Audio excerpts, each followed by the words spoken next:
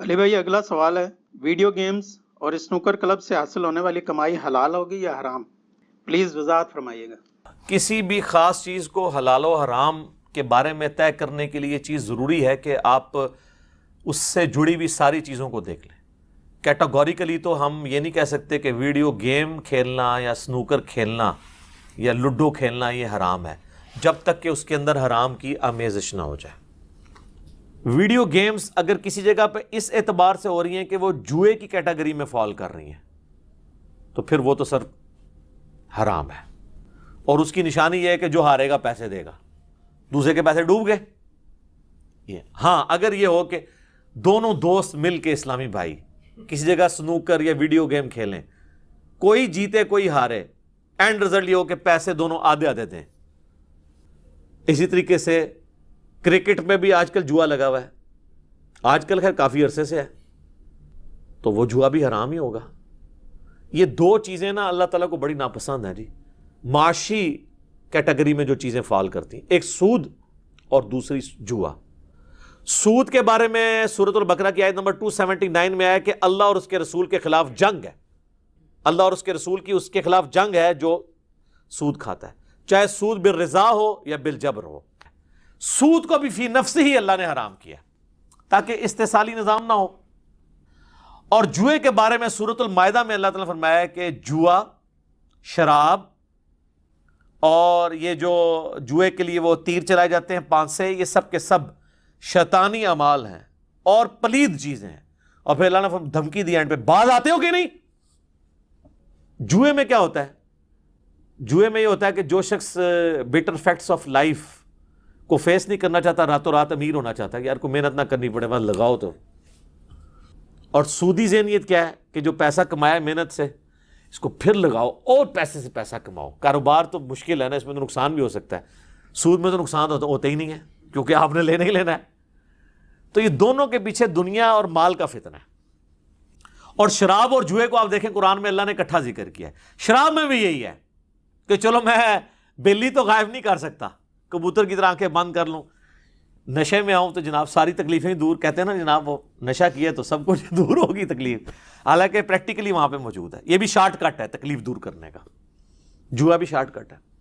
البتہ اگر جوئے والا معاملہ نہ ہو، سنوکر پہ آپ جاتے ہیں، آپ کھیلیں، آدھے آدھے پیسے کر لیں، ٹھیک ہے۔ اسی طریقے سے یہ جو ٹورنامنٹس ہو رہے ہوتے ہیں نا کرکٹ کے، اس میں ابتدائی فیس لی جاتی ہے اور وہ نامینل فیس عموماً ہوتی ہے، اور وہ سب سے فیس لی جاتی ہے، ظاہر ہے کہ اس ٹورنامنٹ کے اخراجات پورے کرنے کے لیے اس میں جو کچھ استعمال ہو رہا ہوتا ہے، تو اینڈ پہ ظاہر ہے جو جیتتا ہے اس کو انعام ملتا ہے ٹرافی کی شکل میں یا تھوڑے بہت پیسے مل گئے، باقی لوگوں کو کچھ بھی نہیں ملتا۔ تو یہ اس کو ہم جوا اس لیے نہیں کہیں گے کہ وہ کوئی بہت بڑی رقم نہیں ان سے لی ہوتی، وہ تو صرف سروس چارجز لیے ہوتے ہیں۔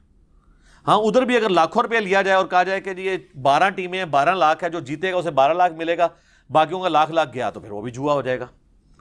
جس طرح ایک اور فارم جوئے کی لکی کمیٹی ہے، آپ کو پتہ ہے نا، کمیٹی ڈالنا دنیا میں ایک نیکی کے کاموں سے ایک کام ہے کسی غریب بندے کے ساتھ، اور یہ وہی یہ چیز ہے جسے قرض حسنہ کہا گیا ہے۔ کمیٹی آپ دیکھیں قرض حسنہ ہوتا ہے، سود کے بغیر ہوتا ہے نا۔ 10 بندے مل کے کمیٹی ڈالتے ہیں، پہلی کمیٹی جس بندے کی نکلی ہے 10-10 ہزار ڈالی تھی تو لاکھ روپیہ وہ لے کے چلا گیا، 10,000 اس کا اپنا ہے، 90,000 اس کو آپ نے قرض حسنہ دیا ہے جو وہ آہستہ آہستہ کر کے واپس کرے گا۔ تو کتنی نیکی ہے اس کے ساتھ اگر کر دو واپس دے ویسے تو اینڈ سے پہنچتے کمیٹی ٹوٹ جاتی ہے، کہتے کمیٹی ٹوٹ گئی۔ ویسے گورنمنٹ انہوں دی ہڈی پسلی تروڑے جڑے کمیٹیاں تروڑ دینے۔ ویسے اگر اعتباری لوگوں کے ساتھ آپ معاملہ کریں نا تو کمیٹی چلتی رہتی ہے، کوئی ایسا لیکن ایک ہوتی ہے لکی کمیٹی، جو دنیا میں تو لکی کمیٹی ہے، آخرت میں وہ عذاب پہ مبنی کمیٹی ہے۔ اس میں یہ ہوتا ہے کہ ایک بندہ لاکھ روپے، اب اس میں قرآن اندازی تو نہیں ہوئی کہ پہلی کس کی دوسری کی، قرآن اندازی تو سنت ہے، بخاری مسلم میں حدیث ہے، نبی علیہ السلام جب سفر پہ جاتے تھے اپنی بیویوں میں قرہ ڈالتے تھے، جس کے نام نکلتا تھا اس کو ساتھ لے کے جاتے تھے، تو ہر سفر میں ڈیفرنٹ بیوی آپ علیہ السلام کے ساتھ ہوتی تھی۔